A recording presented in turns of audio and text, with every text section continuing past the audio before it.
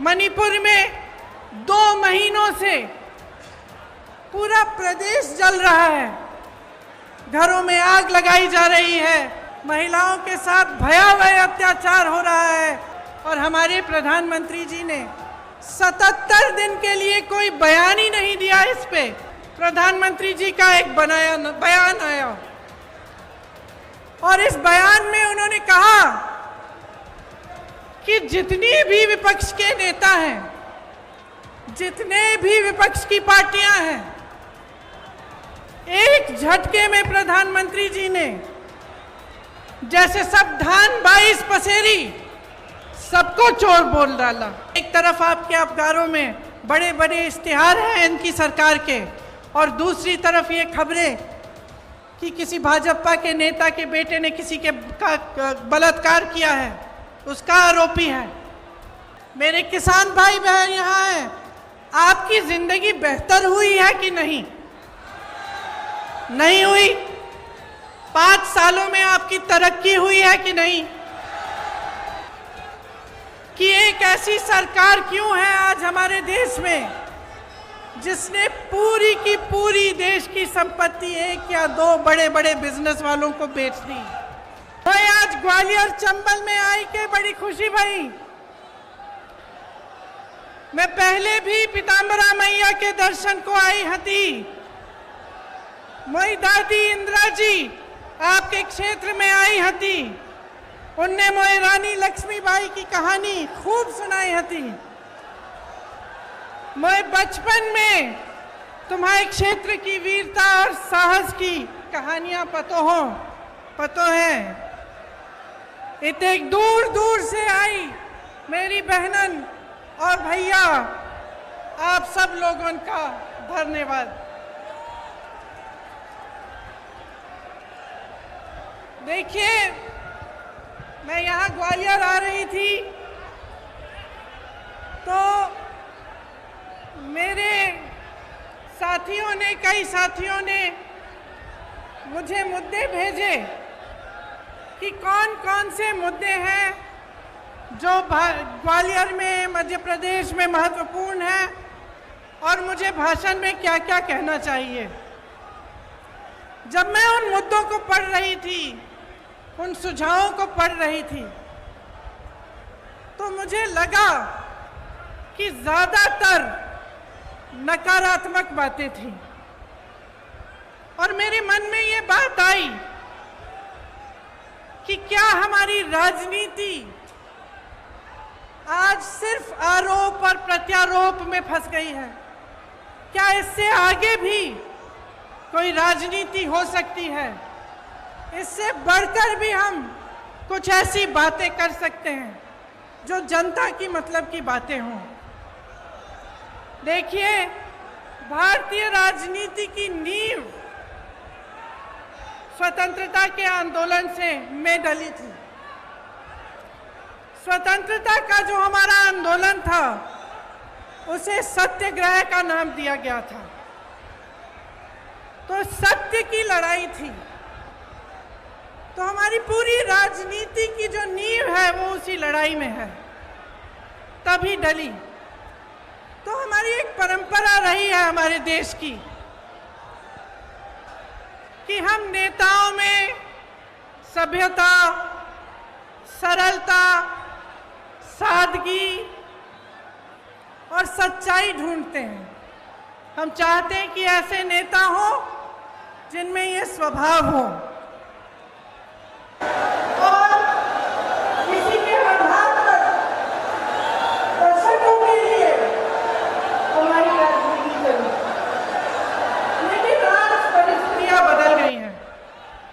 आरोप प्रत्यारोप, एक दूसरे की बुराई, हम मंच पे आते हैं, आपको गिनवा देते हैं कि इनके क्या गुण हैं और अवगुण हैं, वो हमारे गिनवा देते हैं। और मुझे अक्सर लगता है कि इस बीच जो जनता के असली मुद्दे हैं वो डूब जाते हैं।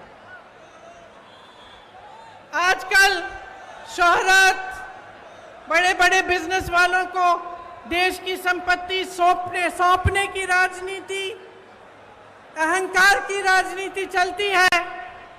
मैं भी जब यूपी गई तो मेरे साथियों ने बोला दीदी बड़ी गाड़ी में बैठो। मैंने कहा क्यों? कहते भोकाल होना चाहिए। तो आजकल भोकाल की राजनीति है, शान शोहरत की राजनीति है, और कहीं पे बीच में जो जनता की समस्याएं हैं, जो सत्य है इस देश का, वो डूब रहा है। यहां खड़े होकर ये कहना बहुत आसान है, दूसरों की आलोचना करना बहुत आसान है। आखिर राजनीतिक सभ्यता को कायम रखने की सबसे बड़ी जिम्मेदारी किसकी होती है? प्रधानमंत्री की ही होती है। लेकिन 2 दिनों पहले की बात है, विपक्ष की बहुत बड़ी मीटिंग हुई। तमाम विपक्षी दल के बड़े बड़े वरिष्ठ नेता आए। उसी दिन या अगले दिन प्रधानमंत्री जी का एक बयान आया, और इस बयान में उन्होंने कहा कि जितनी भी विपक्ष के नेता हैं, जितने भी विपक्ष की पार्टियां हैं, एक झटके में प्रधानमंत्री जी ने जैसे सब धान 22 पसेरी सबको चोर बोल डाला। इतने वरिष्ठ नेता, अपने अपने प्रदेशों के प्रतिनिधि, बड़ी बड़ी पार्टियों के नेता, जिन्होंने आजीवन देश के लिए संघर्ष किया, जिनका देश प्रदेश में आदर है, जो जनता के मुद्दे उठा कर आगे बढ़े राजनीति में, उनका इस तरह का अपमान प्रधानमंत्री जी ने खुद कर दिया। और दूसरी तरफ देखिए, मणिपुर में 2 महीनों से पूरा प्रदेश जल रहा है, घरों में आग लगाई जा रही है, मार काट हो रही है आपस में, महिलाओं के साथ भयावह अत्याचार हो रहा है, बच्चों के सर पर छत नहीं रहे, और हमारे प्रधानमंत्री जी ने 77 दिन के लिए कोई बयान ही नहीं दिया इस पे। वहां पे एक्शन लेना छोड़िए, एक लफ्ज नहीं कहा।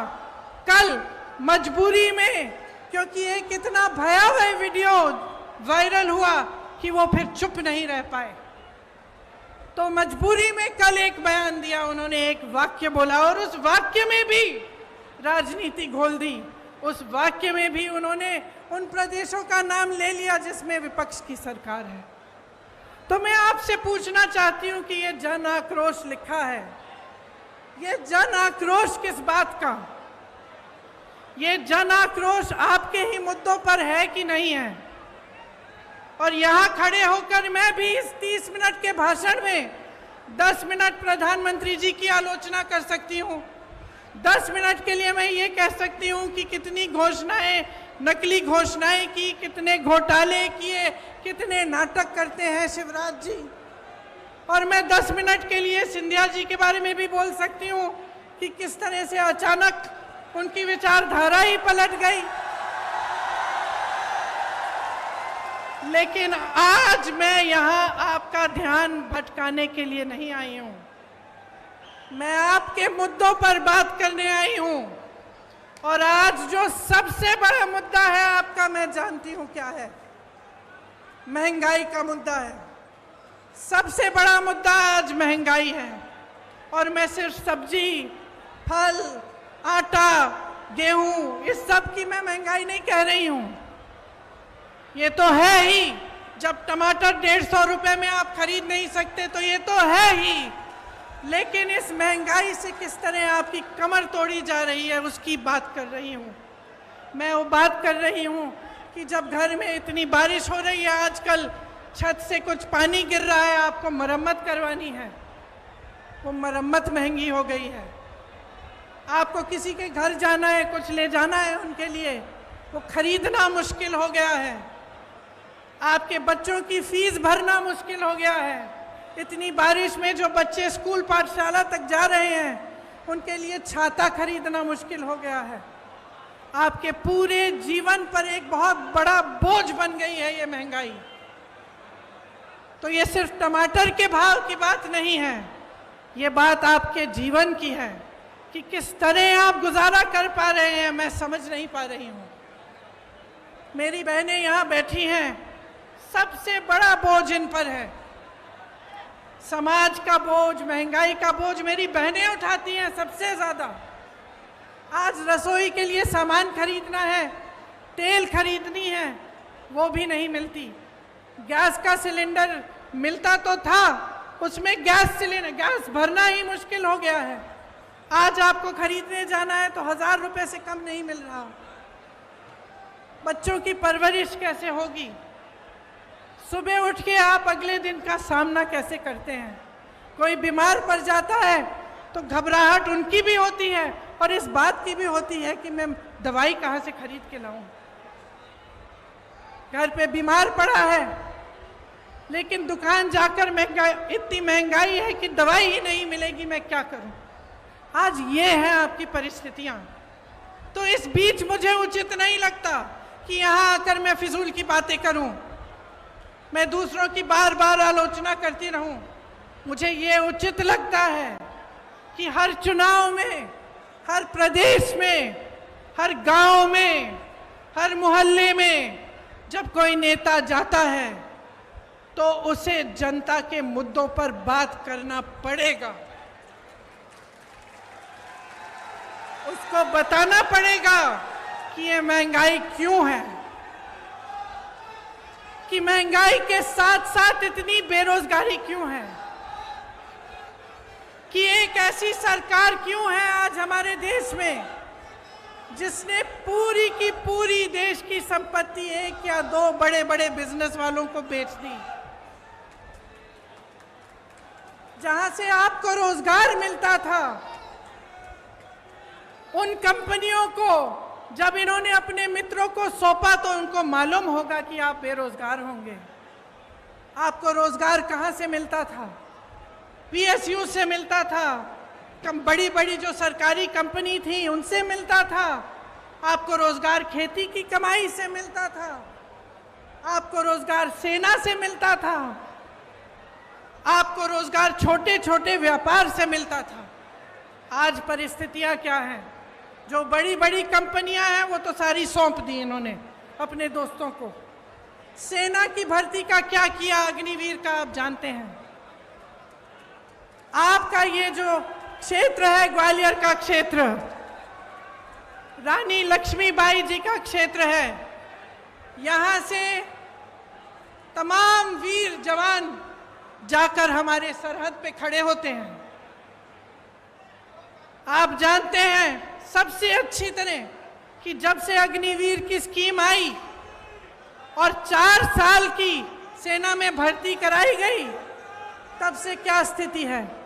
मैं कुछ हरियाणा के नौजवानों से मिली, उन्होंने मुझे बताया कि ट्रेनिंग से ही लोग वापस जा रहे हैं घर। तो कहते हैं कि हम इतनी ट्रेनिंग, इतनी कड़ी ट्रेनिंग कर किस लिए रहे हैं? हम इतनी कड़ी ट्रेनिंग इसलिए कर रहे हैं कि 4 साल बाद हम बेरोजगार होकर वापस आ जाएं।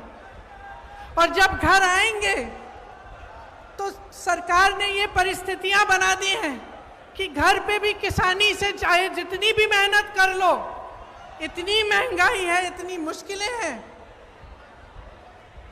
कि किसानी से भी नहीं कमा पाएंगे। तो घर आकर क्या करेंगे? वहां भर्ती के लिए तमाम नौजवान पढ़ाई करते हैं, माँ बाप मेहनत की कमाई से उनके लिए पैसे इकट्ठे करते हैं।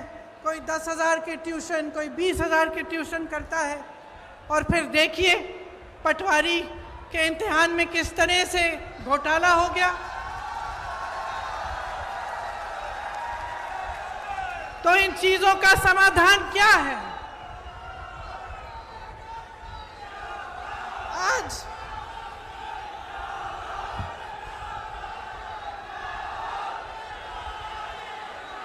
शर्म की बात है, शर्म की बात है कि सिर्फ मात्र सरकारी जो नौकरियां हैं मात्र 21 दी गई हैं पिछले 3 सालों में। 2018 में जब हमारी सरकार बनी थी तब इन्होंने सरकार गिराई। उससे पहले इनकी सरकार 10 सालों से चल रही थी, उससे ज़्यादा आज 18 सालों से इनकी सरकार है और ये परिस्थितियां हैं। तो चुनाव के पहले ये कहने का क्या फ़ायदा है कि हम फलां स्कीम बनाएंगे, हम महिलाओं को कुछ देंगे, हम नौजवानों को रोज़गार देंगे। क्या फ़ायदा है? 18 साल से तो आप सरकार में रहे हैं, तब तो आपने कुछ दिया नहीं।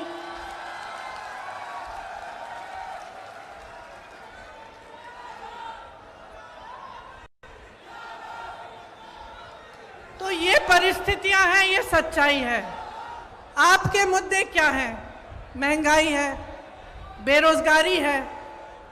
जिस तरह से ये घोटाले पे घोटाला होता जा रहा है, जिसकी बड़ी लंबी लिस्ट है, यहाँ मेरे पास निकालते हूँ, क्योंकि इतनी लंबी है कि इतने सारे याद भी नहीं रह पाते। खैर, निकाल के बाद मैं बताऊंगी, दिख नहीं रही। तो इन्होंने इतने सारे घोटाले किए, कुछ नहीं छोड़ा, सड़कें नहीं छोड़ी, कुछ नहीं छोड़ा, भगवान की मूर्तियां नहीं छोड़ी महाकाल में।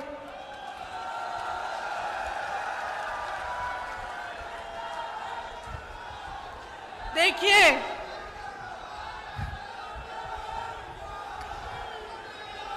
एक बात है, देखिए, दो बातें।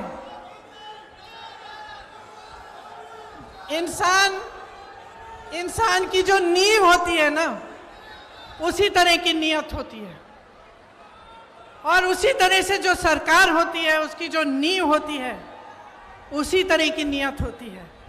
ये जो सरकार इन्होंने हमारी सरकार गिरा के बनाई, इसकी नींव ही गलत थी। पैसों से खरीदी सरकार है। तो इसकी नियत, इसका नतीजा क्या है कि इसकी नियत ही खराब है। शुरू से सिर्फ लूट, सिर्फ घोटाले में ध्यान रहा है। ऊपर से 18 साल से सरकार चली आ रही है। अब आप बताइए, 18 सालों के लिए जिसके पास सत्ता होती है, उसको क्या होता है? 18 सालों से सत्ता में रहने से अहंकार होता ही होता है, और इस कदर होता है कि जो आसपास के अधिकारी होते हैं, जो साथी होते हैं, वो भी सच्चाई नहीं बताते। तो 18 सालों में नेताओं की ये आदत अक्सर हो जाती है कि वो सोचने लगते हैं कि सत्ता तो हमेशा ही उनके साथ रहेगी, और जब हमेशा सत्ता साथ रहेगी तो काम करने की क्या जरूरत है भैया? कोई पूछने वाला तो है नहीं। जब समय आएगा ध्यान भटका देंगे, जब समय आएगा दूसरी बातें कर लेंगे, जिससे जनता के जज्बात जुड़े हुए हैं। फिर से जनता भूल जाएगी कि महंगाई है, जनता भूल जाएगी कि बेरोजगारी से मर रही है, जनता भूल जाएगी कि किसान खेती नहीं कर पा रहा, कुछ खरीद नहीं पा रहा, पेट्रोल डीजल के दाम इतने बढ़ गए हैं, और फिर से हमें वोट मिल जाएगा। 18 क्या 5 साल और हम सत्ता में रहेंगे, हमें कुछ करने की जरूरत नहीं है। और आज मध्य प्रदेश में यही परिस्थितियां हैं। सत्ता की वजह से अहंकार है, सत्ता की वजह से आलस है, और सुन लीजिए, सत्ता का स्वभाव है कि वो इंसान की भी असलियत उभार देती है। ये सत्ता का स्वभाव है। आप सत्ता को एक नेक इंसान के हाथ में दो, वो भलाई करेगा, आपकी सेवा करेगा। आप सत्ता को गलत इंसान के हाथों में दे दो तो इसी तरह की लूट मचेगी जो आपके प्रदेश में आज मच रही है।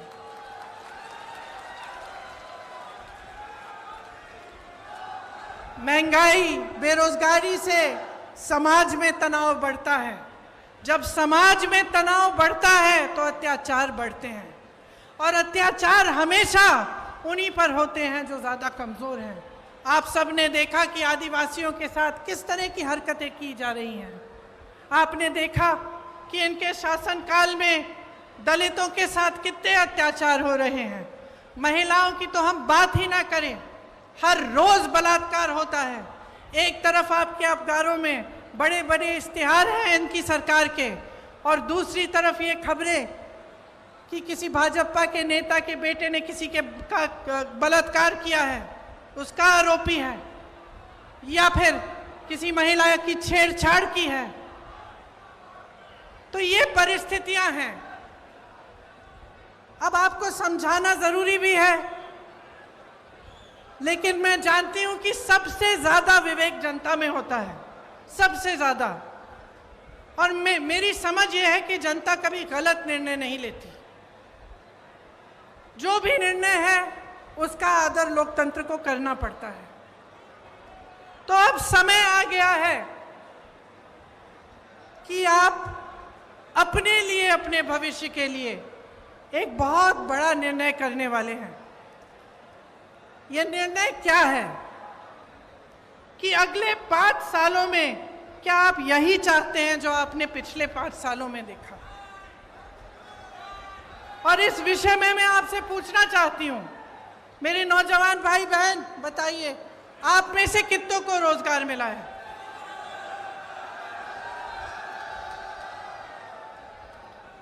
मेरे किसान भाई बहन यहां हैं, आपकी जिंदगी बेहतर हुई है कि नहीं? नहीं हुई? 5 सालों में आपकी तरक्की हुई है कि नहीं? यहां व्यापारी होंगे, छोटे दुकानदार वाले भी होंगे, रेहड़ी पटरी वाले भी होंगे। क्या आपके जीवन में तरक्की आई है कि नहीं? आप कितनी मेहनत से कमाते हैं, कुछ नहीं बचता आपके पास। और जो आप पर सत्ता है, जो जिनके पास सत्ता है, जो आप पर राज कर रहे हैं, आलस के बावजूद घोटाले पे घोटाले कर करके कमा रहे हैं। बड़े बड़े आलीशान महल हैं उनके, बड़े बड़े बिजनेस वालों के साथ घूमते फिरते हैं, लेकिन आपके पॉकेट में, आपके जेब में एक पाई नहीं बचती। आज ये अभाव है तो इसलिए है क्योंकि आप जागरूक नहीं बने हैं। मैं आप ही को दोषी ठहराऊंगी कि आपकी जागरूकता में कमी है। आप नेताओं से सही सवाल कर नहीं रहे हैं। आप नेताओं से पूछिए कि इतने घोटाले क्यों हो रहे हैं, कि आपने 22,000 घोषणाएं की, उसमें से क्या आपने 2,000 भी पूरी की? आप क्यों नहीं पूछ रहे हैं कि ये 20-25 घोटाले, इनकी जो लिस्ट है ये हर रोज बढ़ती कैसी चली जा रही है? आप ये नहीं पूछते कि आपके लिए इतनी महंगाई और इस देश के जो बड़े बड़े उद्योगपति हैं, जिनको इन सरकारों ने आपकी संपत्ति दे दी है, उनकी कितनी कमाई है? मैं बताती हूँ, 1600 करोड़ रुपए एक उद्योगपति एक दिन में कमा रहा है, जिसको इस देश की संपत्ति दे चुके हैं। 1600 करोड़ रुपए एक दिन में, और इस देश का किसान एक दिन में 27 रुपए नहीं कमा पा रहा। तो आज मैं आपसे पूछना चाहती हूं, बदलाव चाहते हो कि नहीं चाहते हो? आप एक ईमानदार सरकार चाहते हो कि नहीं चाहते हो?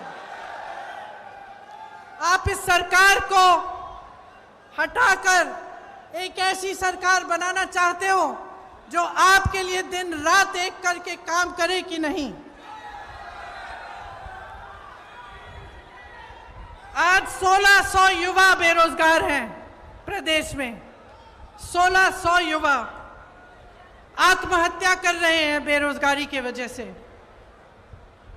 युवा जो होता है वो आशा रखता है, महत्वाकांक्षाएं होती हैं उसकी, माँ बाप के लिए कुछ करेगा, कमाएगा, घर में जो बच्चे हैं उसकी परवरिश करेगा। आज वो सारे सपने तोड़ दिए हैं।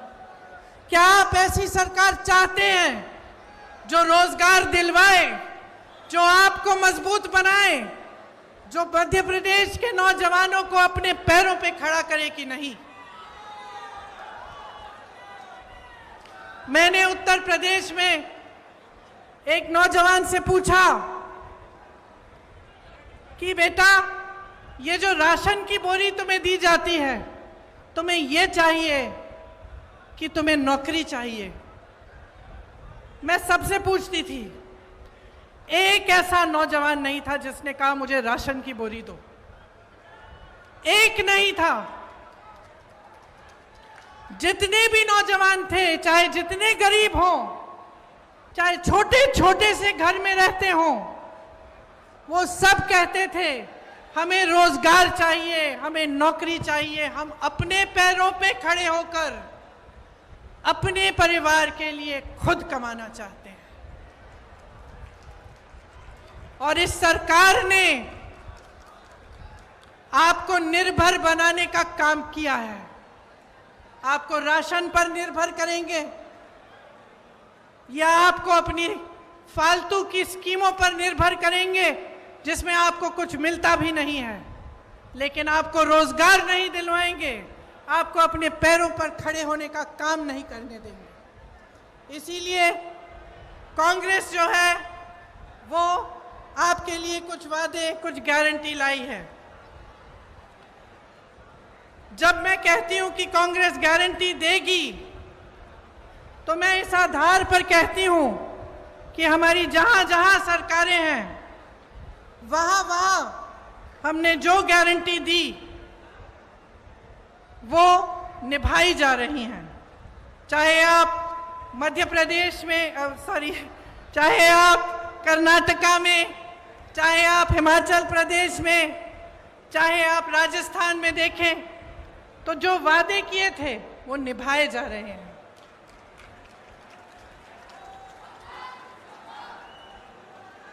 राजस्थान में, छत्तीसगढ़ में, हिमाचल प्रदेश में पुरानी पेंशन की स्कीम लागू है।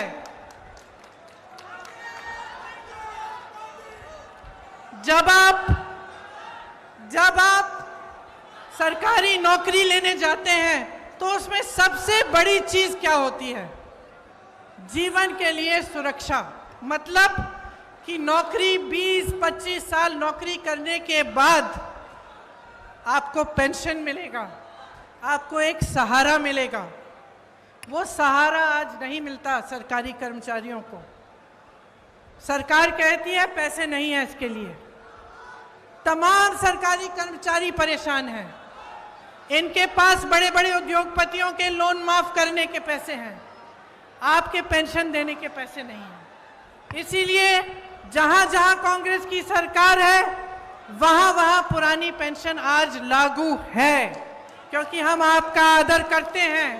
हम समझते हैं कि जो सरकारी कर्मचारी है, जो दिन रात सालों के लिए सेवा करता है, उसके लिए बुढ़ापे में भी सहारा होना चाहिए। और यहाँ पे भी एक घोषणा ये है, गारंटी, कि पुरानी पेंशन यहाँ भी लागू होगी। मेरी बहनों के खातों में हर महीने सीधे 1500 रुपए डाले जाएंगे। जो गैस का सिलेंडर आज आपको 1000 रुपए से कम में नहीं मिल रहा है, आपको 500 रुपए में दिलवाया जाएगा। 100 यूनिट बिजली आपको माफ होगी, मुफ्त में मिलेगी। और 200 यूनिट पर बिजली बिल आधी की जाएगी। जो किसानों के कर्ज माफ करने का काम हमने 2018 में शुरू किया था, वो नई सरकार अगर कांग्रेस की बनेगी तो उसे पूरा करेगी।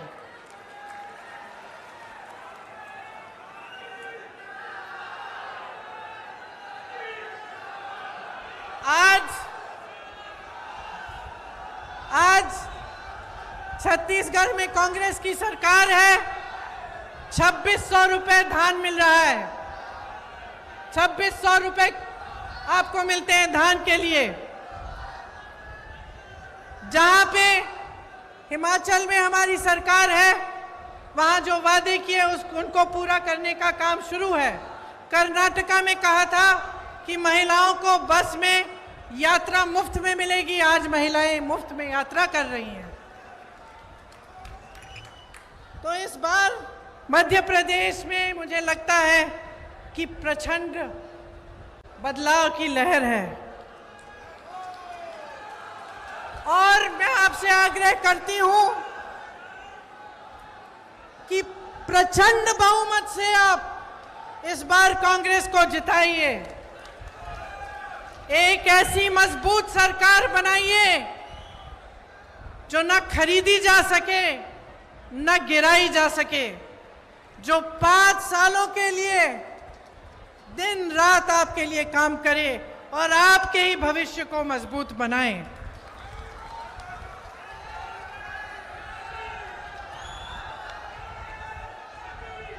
एक ऐसी राजनीति लाइए अपने प्रदेश में जो आपके भविष्य को मजबूत बनाने के लिए आपकी समस्याओं को सुलझाने का काम करे। आपकी जितनी भी छोटी छोटी समस्याएं हैं और जितनी बड़ी समस्याओं से आप जूझ रहे हैं, उनको सुलझाने का काम पहले दिन से शुरू होना चाहिए।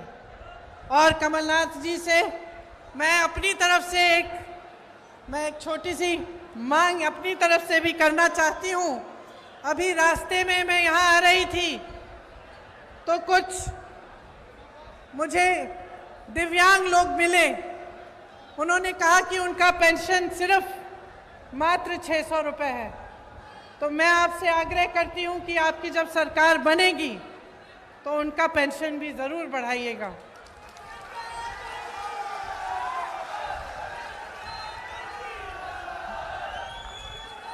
देखिए, ये ग्वालियर चंबल की धरती है। जैसे मैंने कहा, झांसी की रानी की धरती है। बड़े बड़े यहाँ से महापुरुष हुए, अपने क्षेत्र के लिए, अपने देश के लिए, अपनी जनता के लिए जी जान एक की। ग्वालियर चंबल बारे अब की जी मामा जी की भ्रष्ट सरकार बदलबे बारे है। बोलो, बदलबे बारे है ना?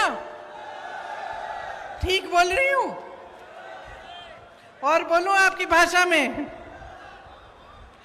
एक बार हमारे संगे जोर से बोलो, भाजपा जाए बे बारी है, कांग्रेस आए बे बारी है।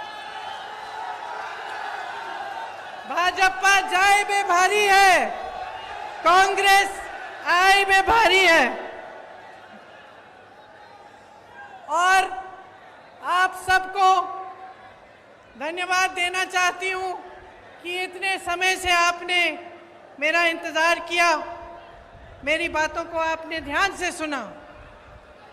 मैं आशा रखती हूं कि आप इन बातों को भूलेंगे नहीं, और चाहे जिस भी पार्टी का नेता आपके सामने आए, मंच पे खड़ा हो, आप उससे ये जरूर पूछिए कि आपके मुद्दों पे बात करें और आपके लिए वो क्या करेंगे। तो आप सबको बहुत बहुत धन्यवाद।